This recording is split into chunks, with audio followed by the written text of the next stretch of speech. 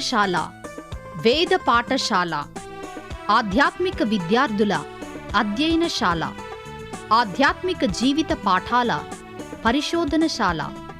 ఆది నుండి బైబిల్ క్లుప్త అధ్యయనానికి మరో సదవకాశం. సార్వత్రిక సంఘ అభివృద్ధి కోసం అందరికీ అందుబాటులో నిర్వహించబడుతున్న ఆదర్శ పాఠశాల.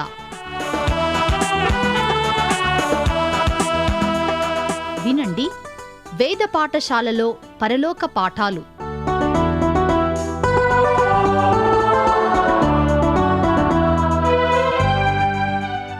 వేద పాఠశాల రేడియో శ్రోతలకు క్రీస్తు యేసు నామములో శుభములు చెప్పుచున్నాను. ఈనాటి తరగతిలో మొదట బైబిల్ గూర్చిన మరికొన్ని విషయాలను మీతో పంచుకోవాలనుకుంటున్నాను. మీరు వినబోయే విషయాలు మీకు బైబిల్ను గూర్చిన అవగాహనను కలిగిస్తుందని నేను నమ్ముచున్నాను. ఇప్పుడు బైబిల్ను ఏ విధంగా అధ్యయనం చేయాలో మరింత వివరంగా తెలుసుకొనబోతున్నాం. మనం బైబిల్ను ధ్యానించుటకు 3 మెట్లు అనుభవం కలిగి ఉండాలి. 1 గమనించుట, 2 అర్థం చెప్పుట, 3 అన్వయించుకొనుట. గమనించుట విషయంలో ఇది ఏమి చెబుతుంది, బైబిల్లోని అధ్యాయాలు వచనాలు చదివేటప్పుడు ఇది ఏమి చెప్తుందనేది మొదట గ్రహించాలి. ఇక అర్థం చేసుకునే విషయంలో ఇది ఏమి అర్థాన్నిస్తుంది అనేది తెలుసుకోవాలి. అన్వయించుకునే విషయంలో లేఖనములో మనల్ని మనమే అభ్యాసం చేసుకుని చూసుకోవాలి. అనగా వాక్యము నాకు ఏమయ్యుంది, లేక వాక్యము నాకు ఏమి బోధిస్తుంది. ఈ మూడింటిలో చివరిది వాక్యము నాకు ఏమి బోధిస్తుందనేది చాలా ప్రాముఖ్యమైనది. ఇది విద్యాలయ కళాశాలల విద్యకు సంబంధించింది కాదు. మిమ్మల్ని బైబిల్ పండితులుగా, వేదాంతవేత్తలుగా చేయాలనే ఉద్దేశం కాదు. మీ అనుదిన జీవితాల్లో దేవుని చిత్తాన్ని చూపించి లేఖనాల యొద్దకు మిమ్మల్ని నడిపించాలనేది ఈ బైబిల్ పఠన యొక్క ముఖ్యోద్దేశం. దైవభక్తి జీవితం యొక్క అన్వయింపు కొరకు లేఖనాల్లోని పుస్తకాలు, అధ్యాయాలు, వచనాలు మరియు దైవ వర్తమానము మన జీవితాలకు అన్వయించుకొనుటలో ఆసక్తి కలిగి ఉన్నాం. అన్వయించుకొనుట అనే భాగానికి వచ్చినప్పుడు మనమే కొన్ని ప్రశ్నలు వేసుకోవాలి. అవేమంటే, మనము ఏమైనా అనుసరించవలసిన ఉదాహరణలు ఉన్నాయా? ఏమైనా లక్ష్యముంచవలసిన హెచ్చరికలున్నాయా? ఏమైనా లోబడుటకు ఆజ్ఞలున్నాయా? ఏమైనా విడిచిపెట్టవలసిన పాపాలున్నాయా? ఏమైనా నూతన సత్యాలు దేవుని గూర్చి గాని మన జీవితాలకు సంబంధించి ఉన్నాయా? ఏమైనా సవాళ్లు లేక ప్రేరణ కలిగించే మాటలున్నాయా? ఏమైనా ఆదరణ కలిగించు మాటలు లేక ప్రోత్సహించు మాటలు ఉన్నాయా? ఏమైనా సమాధానాలు చెప్పలేని ప్రశ్నలున్నాయా? ఏమైనా ఈ లేఖనాలకు సంబంధించిన వేరే లేఖనాలు ఉన్నాయా అనే ఈ విధమైన ప్రశ్నలు మనము లేఖనాలను ధ్యానిస్తున్నప్పుడు అన్వయించుకోవడానికి సహాయపడతాయి. ఇక చివరిగా, ఏమైతే బైబిల్ పఠనం యొక్క నియమాలు అని పిలువబడుతున్నాయో వాటిని మీతో పంచుకోవాలనుకుంటున్నాను. ప్రతి దానికి నియమ నిబంధనలుంటాయి. అలాగే బైబిల్ పఠనానికి కూడా నియమ నిబంధనలున్నాయి. మనము పరిశుద్ధ లేఖనాన్ని పరిశీలించుకునేటప్పుడు గుర్తుంచుకోవలసిన విషయం ఏమిటంటే, ఒకే వివరణ లేదా అర్థం చెప్పడం ఉంటుంది, కానీ అన్వయించుకోవలసినవి అనేకములైనవి ఉంటాయి. అర్థం చెప్పుటకు, అన్వయించుకొనుటకు ఎంతో వ్యత్యాసముంది. అర్థం చెప్పడం విషయంలో అర్థం ఒకటే ఉన్నప్పటికీ ఇతరులు మీ యొక్క అర్థముతో ఏకీభవించినప్పుడు నిన్ను నీవు దాని విషయంలో తగ్గించుకోవాలి. కానీ అన్వయించుకోవడం విషయంలో పరిశుద్ధాత్మ దేవుని ద్వారా లేఖనాలను మన వ్యక్తిగత జీవితంలోనికి అనేక విధాలుగా అన్వయించుకోవచ్చు. పరిశుద్ధ గ్రంథమైన బైబిలు యేసుక్రీస్తుని గూర్చి వివరిస్తుంది గనుక దాన్ని మనము చదువుతున్నప్పుడు అందులో యేసుని గూర్చి దృష్టిని నిలపాలి. మనము పాత నిబంధన గ్రంథాన్ని ధ్యానిస్తున్నప్పుడు దానిలోని ఉదాహరణల కొరకు, హెచ్చరికల కొరకు వెదకుచున్నాము అనే సత్యాన్ని గుర్తుంచుకోవాలి. పాత నిబంధన గ్రంథములోని మొదటి 17 పుస్తకాలు చరిత్ర గ్రంథాలుగా పరిగణించాలి. ధర్మశాస్త్ర పుస్తకాల్లో మరియు ప్రవక్తల పుస్తకాల్లో ఎంతో చరిత్ర ఇమిడి ఉంది. పాత నిబంధనలోని చరిత్రను మరియు క్రొత్త నిబంధనలోని ఒక చరిత్ర పుస్తకాన్ని ధ్యానిస్తున్నప్పుడు అందులోని ఉదాహరణలను మరియు హెచ్చరికలను గమనించడం మర్చిపోకూడదు. చారిత్రక సంఘటనలతో పాటు కొన్ని విషయాలు అలంకరణ రూపంలో ఉన్నాయి. గలతీ పత్రిక 4వ అధ్యాయము 22వ వచనం నుండి 24వ వచనం వరకు పౌలు భక్తుడు అబ్రాహాము 2 కుమారులను కలిగి ఉండుటను అలంకరణ రూపంలో వర్ణిస్తున్నాడు. ఈ సంఘటనలు చారిత్రాత్మక సత్యాలు అనుటకు ఎవరు సందేహించరు. అబ్రాహాముకు 2 కుమారులుండిరి. వారెవరంటే ఇస్మాయేలు మరియు ఇస్సాకు. ఇస్మాయేలు అరబీయులకు తండ్రి అయి ఉన్నాడు. నేటికి అరబీయులు మరియు యూదులు పరిశుద్ధ స్థలములో ఉన్నారు. అది చరిత్ర. అపోస్తలుడైన పౌలు చెప్పుచున్నదేమిటంటే అబ్రాహామునకు 2 కుమారులుండిరి. ఇప్పుడు ఇది కూడా ఒక దృష్టాంతము. పౌలు చెప్పుచున్న రీతిగా బైబిల్లోని వృత్తాంతము పూర్వము సంభవించిన సంగతులు చారిత్రాత్మకంగా అవుతాయని గ్రహించాలి. ఆ వృత్తాంతములోని ఏది చరిత్ర నుంచి తీసివేయకుండానే ఆ వృత్తాంతము దృష్టాంతమునకు సాదృశ్యముగా ఉంది. అపోస్తలుడైన పౌలు ఈ సంగతులు దృష్టాంతాలుగా వారికి సంభవించాయని చెప్పినప్పుడు ఉదాహరణలు అను పదము గ్రీక్ పదము నుండి వచ్చినది వాడాడు. ఆ పదము రకము లేక విధము అని అర్థము కలిగి ఉంది. నిజముగా ఏమి చెప్పుచున్నాడనగా వారికి సంభవించిన సంఘటనలన్నీ పాఠాలుగా లేదా దృష్టాంతాలుగా వారికి జరిగాయి గనుక పాత నిబంధనలోని చరిత్ర విషయాలను మనము చదువుచున్నప్పుడు చరిత్రగా చదువుకుంటే దృష్టాంతాల కొరకు హెచ్చరికల కొరకు మనం చూడాలి. బైబిల్ ధ్యానము కొరకు మరి ఒక నియమం ఏమిటంటే ఎల్లప్పుడూ అస్పష్టమైన లేక కలవరపెట్టు లేఖనాలను వాక్యపు వెలుగులో చక్కటి తేట అయిన అర్థాన్నిచ్చే వాటిలో అనువదించాలి. లేఖనాల్లోని అనేక వచనాలను మనం అర్థం చేసుకోవడానికి కష్టంగా ఉంటాయి. బైబిల్ను సమీపించుట లేదా బైబిల్ ధ్యానము కొరకు మరొక సూత్రం ఏమిటంటే లేఖనాల్లోని చదివే భాగం యొక్క అర్థాన్ని ముందుగానే మన మనస్సుల్లో నిర్ణయించుకుని ఆ వాక్య భాగాన్ని చదువుటకు ఎప్పుడూ రాకూడదు. అలా వచ్చినట్లయితే లేఖనాలు ఏమి చెబుతున్నాయో వాటి అర్థమేమిటో మరియు నీ కొరకు అవి ఏమై ఉన్నాయో దేవుడు చూపించటం ఎంతో కష్టం. పరిశుద్ధ లేఖనాల యొద్దకు వచ్చుటలో మరి ఒక ప్రాముఖ్యమైన సూత్రం ఏమిటంటే లేఖనాలను ఇతరులకు బోధించుటకు ముందు నీవు వాటికి విధేయత చూపుటకు నీవిష్టపడుచున్నావో లేదో నీకు నీవే ప్రశ్నించుకోవాలి. దేవుడు తన వాక్యము ద్వారా ఎల్లప్పుడూ మనతో మాట్లాడతాడని జ్ఞాపముంచుకోవాలి. గనుక ఎంతో జాగ్రత్తతో దేవుని వాక్యాన్ని సమీపించాలి. పరిశుద్ధాత్మ ద్వారా వ్యక్తిగతంగా బయలుపరచమని దేవుణ్ణి వేడుకోవాలి. వాక్యములో ఉన్న సత్యాన్ని గ్రహించుటకు నా కన్నులు తెరువుము అని ప్రార్థించాలి. మీరు పరిశుద్ధ లేఖనాల యొద్దకు వచ్చేటప్పుడు ఏదో గొప్ప బైబిల్ పండితుల వలె రాకూడదు. దేవుడు మనతో మాట్లాడుతున్నాడు అనే సత్యాన్ని గ్రహించాలి.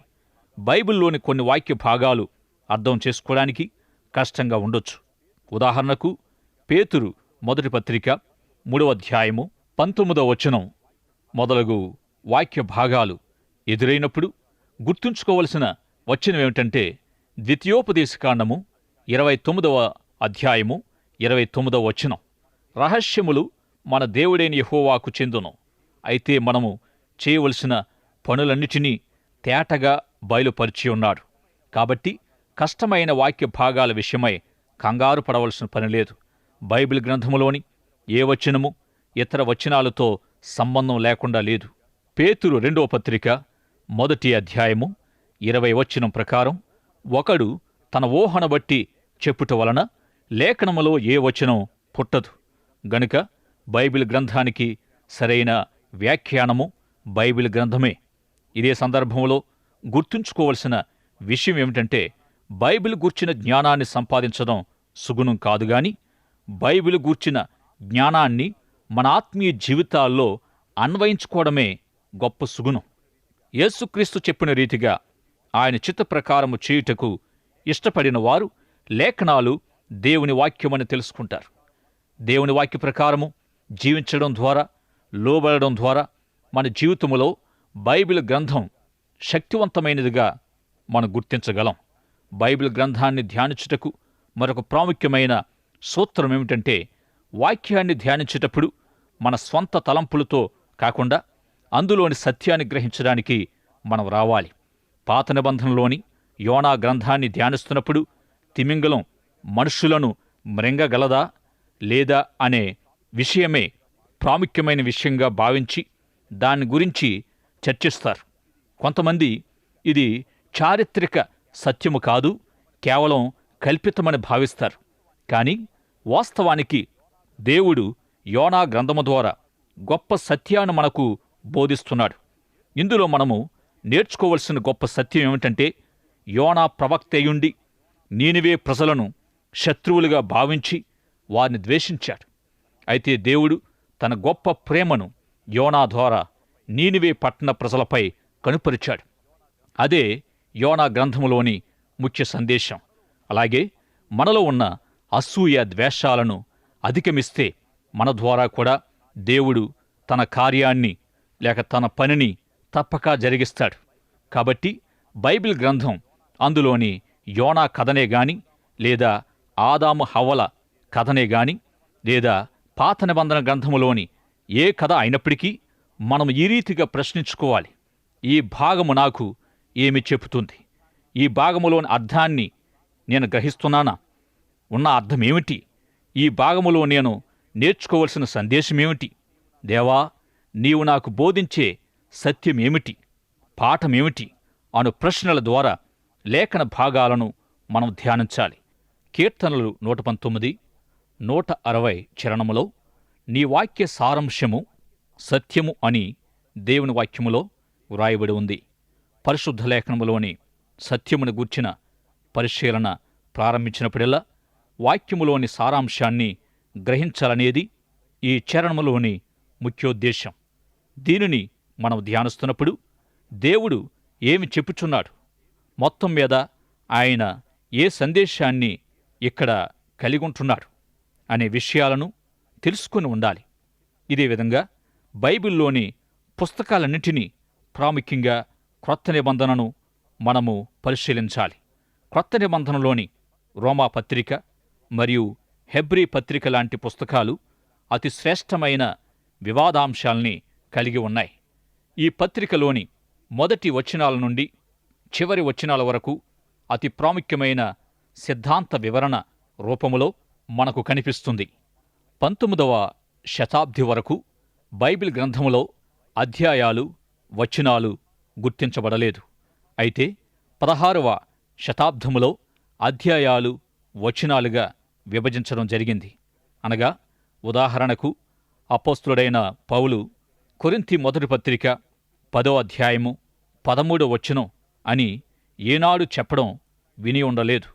ఎందుకంటే అధ్యాయాలుగా, వచనాలుగా తాను వ్రాసిన పత్రికలు విభజించబడతాయని అతడు బహుశా ఎన్నడూ ఊహించి ఉండడు. కొన్నిసార్లు ఈ అధ్యాయాలు, వచనాలు మనకెంతో సహాయకరంగాను అనుకూలంగాను ఉంటాయి. కాని కొన్నిసార్లు ఈ అధ్యాయాలు, ఈ వచనాలు గ్రంథకర్త మీకు తెలియచేయాలి అనే సత్యాన్ని మీరు తెలుసుకోకుండా మీ తలంపుల్ని మరల్చవచ్చు. గనుక గ్రంథమంతటిలో నుండి మీకు దొరకగల సమాచారాన్ని మీరు పట్టుకోవాలి. బైబిల్లోని ఏ భాగాన్నైనా ధ్యానిస్తున్నప్పుడు దాని సందర్భాన్ని గూర్చి ఆలోచించాలి. లేఖనములోని సత్యాన్ని మార్చివేయడానికి లేక త్రిప్పివేయడానికి గల గొప్ప కపటోపాయాలు ఏమిటంటే, సత్యమును తప్పుగా తర్జుమా చేయుట, లేదా సత్యమును అసందర్భంగా వాడుట, లేదా సత్యములోని కొంత భాగాన్నే చెప్పుట. ఈ రీతిగా లేఖనాలను సమయ సందర్భాలను బట్టి ఉపయోగించకుండా ఉన్నట్లయితే మీకనుకూలంగా దానిని మార్చుకోగలరేమో గాని అందలి సత్యాన్ని మీరు గ్రహించలేరు. కాబట్టి వాక్య సందర్భాన్ని బట్టి వాక్యాన్ని ధ్యానించాలి. బైబిల్ గ్రంథం ద్వారా దేవుడు మనతో మాట్లాడుతాడు. గనుక దేవుని వాక్యం ధ్యానించడానికి ప్రార్థనాపూర్వకంగా రావాలి. మీ జీవితంలో దేవుని వాక్యాన్ని నెరవేర్చాలని ఆశిస్తున్నప్పుడు సమూయేలు వలె నీ దాసుడు ఆలకించుచున్నాడు అని వినడానికి సంసిద్ధత కలిగిన వ్యక్తిగా దేవుని వాక్యం యొద్దకు మనం రావాలి. అనగా దీని అర్థమేమిటంటే, దేవా, నీ చిత్తాన్ని నెరవేర్చడానికి నేను సిద్ధంగా ఉన్నాను. ఒక భక్తుడు తన బైబిల్ గ్రంథాన్ని తెరిచినప్పుడెల్లా, ప్రభువా, నా చుట్టూ వినబడే ఆయా స్వరాలన్నిటినీ మాన్పించి నీ స్వరం మాత్రమే వినబడనియ్యి, నీవు మాత్రమే మాట్లాడు ప్రభువా అని ప్రార్థిస్తూ ఉండేవాడట. అవును ప్రియులారా, ఈరోజు మనకు ఎన్నో శబ్దాలు, ధ్వనులు వినబడవచ్చు. రహస్యంగా అంతరంగములో ఒత్తిడి చేయవచ్చు. గనుక ఏకాంతంగా ఏకాగ్రతతో దేవుని స్వరం వినడానికి సమూయేలు వలె లేదా ఆ భక్తుని వలె మనం ప్రార్థించాలి. తద్వారా దేవుని వాక్యం మాత్రమే మీ మనోనేత్రాన్ని వెలిగిస్తుంది అనే సత్యాన్ని గ్రహించాలి. దేవుని వాక్యములోనికి మీరు వెళ్ళాలి మరియు దేవుని వాక్యము మీలో ఉండాలి అనేది నా ప్రార్థన. ఇంతవరకు బైబిల్ అంటే ఏమిటి, ఈ ప్రపంచములోనే ప్రసిద్ధి చెందిన బైబిల్ గ్రంథమును ఎట్లు ధ్యానించాలి అనే విషయాలను గూర్చి కేవలం పరిచయ వాక్కులు మాత్రం మనం విన్నాం. ఇక బైబిల్ గ్రంథములోని మొట్టమొదటి గ్రంథమైన ఆదికాండమును ఆరంభించుకొనై ఉన్నాం. ఈ సృష్టిలోని ప్రారంభాలన్నింటిని గూర్చి ఆదికాండములో మనం తెలుసుకుంటాం. ఇంతకు దేవుడు ఎందుకు ప్రారంభ విషయాలతో బైబిల్ను మొదలుపెట్టాడు? ఈ ఆదికాండములో దేవుడు మనతో ఏమని చెప్పుచున్నాడంటే, ఎంత క్రితము అనేక విషయాలు ఎలాగ ఉండెనో ఈనాడు కూడా అలాగే ఉన్నాయి అనే సత్యాన్ని మనం గ్రహించాలనేది దేవుని ఉద్దేశం. ఈ గ్రంథం యొక్క ప్రాముఖ్యతను యేసుక్రీస్తు ప్రభువారు కూడా మత్తయి సువార్త 19వ అధ్యాయములో తెలియజేశారు. వివాహ జీవితములోని కొన్ని సమస్యలను గూర్చి కొందరు ఆయనను ప్రశ్నించడానికి వచ్చినప్పుడు ఆయన వారితో, ఒకవేళ మీరు ప్రస్తుత వివాహ వ్యవస్థను అర్థం చేసుకోవాలంటే వెనుకకు వెళ్ళి ఆదిలో ఉన్న వివాహాన్ని అధ్యయనం చేయండి. మోషే కాలము మరియు ఆదికాండములోని కాలానికి వెళ్ళి దేవుడు స్త్రీ పురుషులుగా సృజించడంలోని ఉద్దేశ్యం ఏమయ్యుండెనో అని ప్రశ్నించుకుంటే వివాహమనేది ఏమయ్యుండెనో ప్రస్తుతం ఏమయ్యుందో తెలుసుకోగలరు. ఈ విధంగా యేసుక్రీస్తు ప్రభు ఆదికాండం యొక్క ప్రాముఖ్యతను గురించి తెలియజేశారు. ఆదికాండములోని ప్రతి అంశాన్ని ధ్యానిస్తున్నప్పుడు ఇట్టి తలంపులతోనే మనం నింపబడాలి. మొదటిగా ఆదికాండములో మనం చూచినట్లయితే కొంతవరకు సృష్టి ఏ విధంగా ఉందో మనకు తెలియజేస్తున్నాడు. దీని ద్వారా ప్రస్తుత సృష్టి ఏ విధంగా ఉందో మనం అర్థం చేసుకోగలం. ఇంతకుముందు చెప్పుకున్న రీతిగా బైబిల్ గ్రంథములో 1189 అధ్యాయాలు ఉన్నప్పటికీ కేవలం 1.5 అధ్యాయాలు మాత్రమే సృష్టిని గూర్చి తెలియజేస్తూ ఉన్నాయి. ఇంతకు దేవుడు ఎందుకు సృష్టిని గూర్చి ఇంత క్లుప్తంగా చెప్పి ఉన్నాడు? ఆదికాండములో దేవుడు మనకు సృష్టి ఏ విధంగా ఉందో కొంతవరకు చెప్పాడు.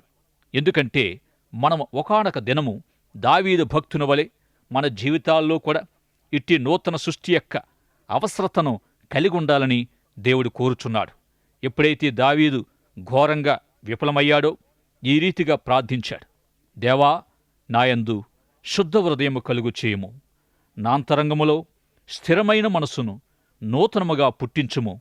కీర్తన 51 చరణములో దావీదు చేసిన ఈ ప్రార్థన భావము ఏమిటంటే, దేవా, నా హృదయములో నూతన సృష్టి యొక్క కార్యము అవసరమయుంది, మరియు ఒకవేళ నీవు నాలో నూతన కార్యము జరిగింపకుంటే నేను మాటమాటికి విఫలం చెందుతాననేది దావీదు మాటల్లోని భావము. యేసుక్రీస్తు ప్రభు తిరిగి జన్మించుట విషయం మాట్లాడుతున్నప్పుడు ఈ రీతిగా చెప్పారు, నీవు తిరిగి జన్మించాలి, ఎందుకంటే శరీరం మూలముగా జన్మించినది కేవలము శరీరమని చెప్పారు. యేసుక్రీస్తు బోధను అపోస్తలులు నూతన సృష్టి అనుభవంగా వర్ణించి ఉన్నారు. కాగా ఎవడైనను క్రీస్తునందున్న ఎడల వాడు నూతన సృష్టి, పాతవి గతించెను, ఇదిగో సమస్తమును క్రొత్తవాయెను. ఈ రీతిగా ఒక వ్యక్తి హృదయములో తిరిగి జన్మించడం ద్వారా దేవుడు నూతన సృష్టి అనే కార్యాన్ని చేస్తాడు. అదే ఈ సృష్టి యొక్క ఉద్దేశం. ఎప్పుడైతే మనము చివరిగా ఈ నూతన సృష్టి యొక్క అవసరతను గ్రహిస్తామో దేవుడే ఈ నూతన సృష్టి కార్యాన్ని చేస్తాడని మనం తెలుసుకోవాలి. దేవుని ఉద్దేశ్యము ఇదే. ఇందుచేతనే దేవుడు ఈ సృష్టి ప్రారంభములో ఏ విధంగా ఉందో తెలియజేశాడు. ఆదికాండములోని ఈ మాటలు మనకెంతో సహాయకరంగా ఉంటాయని భావిస్తున్నాను. దేవుని చేత సృష్టించబడిన మానవుడు సృష్టి ప్రారంభంలో ఏ విధంగా ఉన్నాడో, ఏమై ఉన్నాడో ప్రతి మానవుడు తెలుసుకోవాలని దేవుడు కోరుచున్నాడు. ఆదికాండము 3వ అధ్యాయములో గొప్ప సంక్షోభంగా పిలువబడిన పాపాన్ని మనం చూస్తున్నాం. ఇంతకు ఏదెను తోటలో ఆదాం హవ్వలు ఏమి చేశారు? ఆదికాండము 3వ అధ్యాయాన్ని మనం ధ్యానిస్తే అందులోని సత్యాలను బట్టి పాపము ఏమై ఉండెనో మనం గ్రహించగలం. పాపము మానవుల్లో ప్రవేశించిన వెంటనే నీవెక్కడ ఉన్నావు, నీకెవరు చెప్పారు అనే ప్రశ్నలతో దేవుడు మనతో సంభాషించాడు. అలా ప్రారంభమైన సంభాషణ నేటికి కొనసాగుతూనే ఉంది. ఎందుకంటే మానవులు పాప సంక్షోభములో పడడం ద్వారా కొన్ని తీవ్రమైన పరిణామాలు ఎదుర్కొనవలసొచ్చింది. ఆదికాండము 4వ అధ్యాయములో మనం చూచినట్లయితే వారెదుర్కొన్న వాటిలో ముఖ్యమైనది కయ్యీను హేబెలు మధ్య జరిగిన పోరాటం. ఆనాడు పోరాటం ఏ విధంగా ఉందో ఈనాటికి పోరాటం అలాగే ఉంది. ఈ పోరాటం అనేది ప్రస్తుతం ఉన్న సమస్యల్లో అతి పెద్ద సమస్యగా వర్ణించవచ్చు. ఆదికాండము 6వ అధ్యాయము నుండి 9వ అధ్యాయం వరకు గొప్ప ప్రకృతి బేభత్సం ఏ విధంగా ఉందో ప్రస్తుతం కూడా ఆ విధంగానే ఉన్నట్లు మనం గమనించగలం. దేవుడి లోకాన్ని నాశనం చేశాడు. దానినే జలప్రళయంగా మనం పిలుస్తున్నాం. ఆదికాండము 6వ అధ్యాయము నుండి 9వ అధ్యాయం వరకు నోవహు జలప్రళయాన్ని మనం గమనిస్తాం. ఈ సంఘటన నూతన నిబంధనలో కూడా మనం చూస్తున్నాం. ఈ ప్రళయం గురించి యేసుక్రీస్తు ప్రభువారు దాదాపు 2 సార్లు తన 2వ రాకడను గూర్చి వ్యాఖ్యానించారు. దీనినే హెబ్రీ పత్రిక గ్రంథకర్త విశ్వాసంగా చిత్రీకరించాడు. అపొస్తలుడైన పేతురు దీనిని రక్షణగా వర్ణిస్తున్నాడు. నోవహు చెప్పిన రీతిగా ఓడలోనికి ప్రవేశించి రక్షణ పొందుడి అనే మాట రక్షణకు మంచి సాదృశ్యంగా ఉంది. ఆదికాండ గ్రంథములో దేవుడు మానవునితో ఒక నిబంధన లేదా ఒప్పందము చేసుకున్నట్లు గమనిస్తాం. ఈ విషయాలన్నీ బైబిల్ గ్రంథమంతా మనం గమనించగలం. ఉదాహరణకు యేసుక్రీస్తు తనను కలుసుకున్న శిష్యులతో నన్ను వెంబడించుడి, మిమ్మల్ని మనుషులను పట్టు జాలనుగా చేస్తాను అని వారితో ఒప్పందం చేసుకున్నాడు. ఇదే పాత నిబంధన మరియు పాత ఒడంబడిక, అనగా యేసు వచ్చుచున్నాడు అనే సత్యాన్ని మీరు నమ్ముట. నూతన నిబంధన లేక నూతన ఒడంబడిక అనగా యేసు వచ్చెనని నమ్ముటయే. ఆదికాండము 11వ అధ్యాయాన్ని గమనిస్తే బాబెలు గోపురం యొక్క నిర్మాణ సందర్భంలో మానవులు దేవునికి విరుద్ధంగా తలపెట్టిన ప్రయత్నాలను దేవుడు అడ్డగించాడు. ఈ విధంగా అనేక శతాబ్దాలుగా మానవుల యొక్క అనేక ప్రయత్నాలను దేవుడు రద్దు చేస్తూ వచ్చాడు. ఇక ఆదికాండము 12వ అధ్యాయములో అబ్రహాము, ఇస్సాకు, యాకోబు, యోసేపుల జీవితాల ద్వారా విశ్వాసమును గూర్చిన అవగాహనను దేవుడు కలిగిస్తున్నాడు. విశ్వాసం ఎంత ప్రాముఖ్యమైనదో దేవుడు అబ్రహాము జీవితము ద్వారా తెలియజేస్తున్నాడు. యాకోబు జీవితము ద్వారా, యోసేపు జీవితము ద్వారా అనేక కఠిన పరిస్థితుల్లో దేవుడు ఏ రీతిగా మన జీవితాలను అదుపు చేయగలడో అన్ని విషయాలు ఆయన స్వాధీనములో ఉండి ఆయనే అధికారి అయి ఉన్నాడు అనే మహాసత్యాన్ని వారిలో నుండి మనం నేర్చుకోగలం. ఇదియే ఆదికాండ గ్రంథములోని ముఖ్యాంశాలు. ఈ గ్రంథాన్ని మీరు చదువుతున్నప్పుడు ఈ వాక్యము ఏమని చెబుతుంది, ఈ వాక్యం యొక్క అర్థమేమిటి, ఈ వాక్యము ద్వారా మన జీవితంలో అన్వయించుకోవలసిన సత్యమేమిటి అని మీరు ప్రశ్నించుకుంటే మీ ఆత్మీయ జీవితాలకు ఎంతో ఆశీర్వాదకరంగా ఉంటుంది. దేవుడట్టి కృప మీకు దయచేయునుగాక. దైవాశిస్సులు. ఆమేన్.